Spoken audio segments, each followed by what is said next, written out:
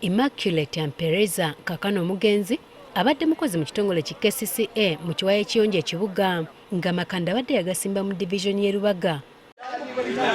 Ono mu kiro ekyakeesa ku Sunday era ava okukola ne banne n'asimatuka ku mmotoka kwe baali naagwa kyabugazi mu luguudo eyiye ne bavuunika.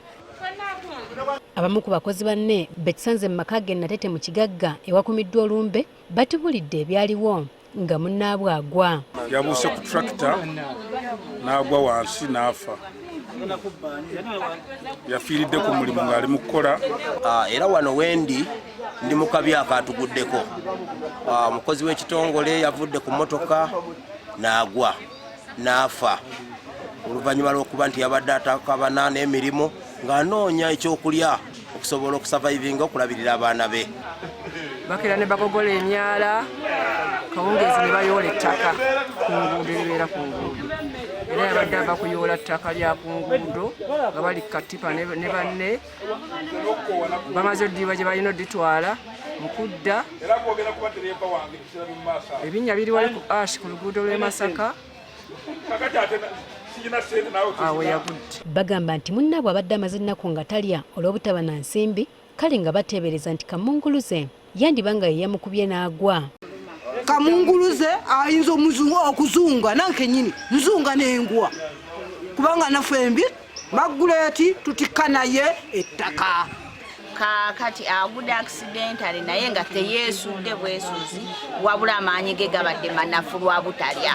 Mbwe ennaku ntono abadde yakava mu banka okukebera obanga omusala gwe ogw'emyezi 5 gwazze kyokka natasangayo yadde ennusu. Kino kyamuleetera okwennyika mu mutima era abadde akolera mu kuyongobera. Kyanga ava mu banka kukebera ssente oba gye ziri n'asanga nga teziriiyo obulamu ne bweyongera okunafuwa. Kati abadde ali mukola oba era yagenze n'akola era yabadde akutika. Bagamba nti munnaabwe engeri gye yafuddemu teyawukana na kye bayitamu kale nga balumwa okulaba nga munnaabwe afudde abanja. Omukozi ono abadde abanja emyezi 5 ekyo kisooka. Omukozi ono afudde ng'abanja NSSF ssente ze nnyingi gye ziri myaka 4 ng'abanja NSSF.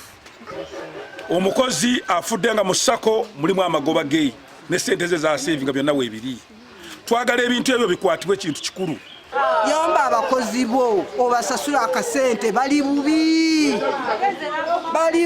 n'abalala bakyafa. Omukyalo oyo abadde abanja emyezi egiwerera ddala 5.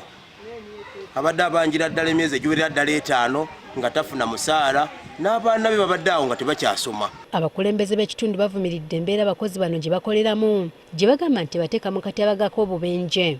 ne bannange ekintu ky'omukyala mu kitunule mu bakama bange.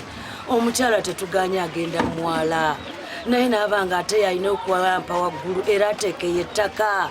Maama Dorothy ebyo mbasasula ate bw'atawalampa n'akoma kuleeta ttaka mwala n'atawalampa diteekayo kitegeeza tagenda kusasulwa. Embeera gye bakoleramu tomanya na obulamu bwabwe bubadde buli butya. Embeera ey'okwerabira n'okuyimiriza obulamu bwabwe ebadde nga si ennungi kubanga okujja kwesanga nti emyezi babanja bitirivu nnyo. Amyuka omwogezi wa KCCA Robert Kalumba atubulidde nti kano kabadde kabenje ng'obubenje obulala kale nga bakola ku by'okuliyirira omugenzi ng'okuzika kuwedde.